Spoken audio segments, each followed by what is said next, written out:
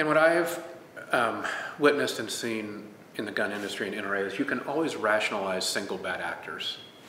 A kid at Sandy Hook, it's a single bad actor.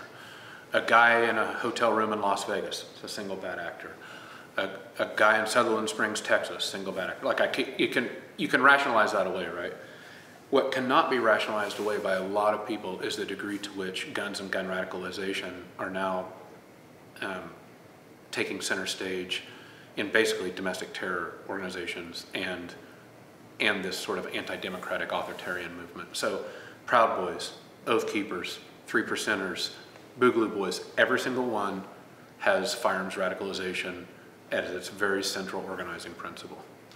And that is tough.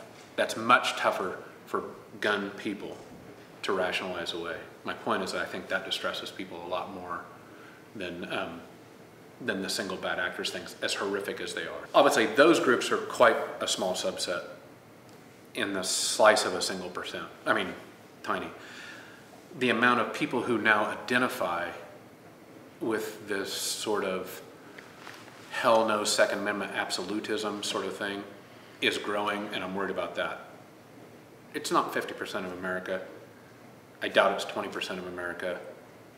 But if it's 10, and it might be, it's way too much. It's a lot. And they're the loudest. They have the biggest mics. And importantly, they instinctually know how to intimidate people into believing that they're much larger and much more numerous and much more powerful than they actually are. And that's a recipe for a growing movement that is frightening, right? These people that like guns,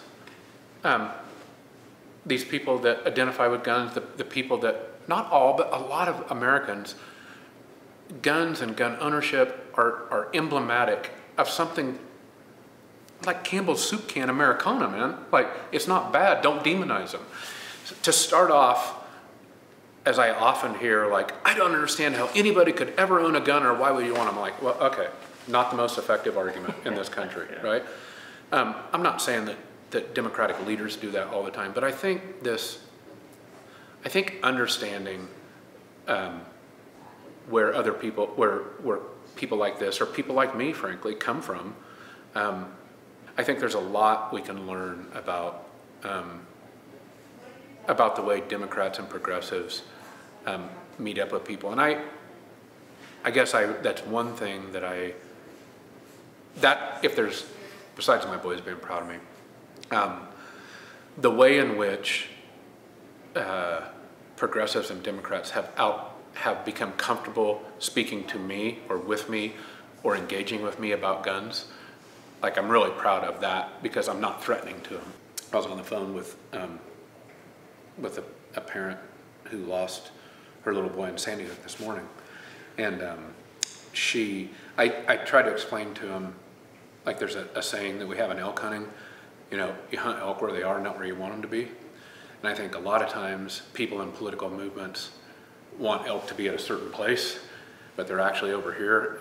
And the thing that I've seen is that gun people are patriotic. A lot of them are good patriotic Americans too, and they're worried about the way gun radicalization and gun culture has been spun into something that now threatens the very existence of our democracy. That worries them, so I'm like, okay, meet them there. I know we wanted them to be worried about Sandy Hook. They weren't. They should have been. I get it. They weren't. They're worried about this.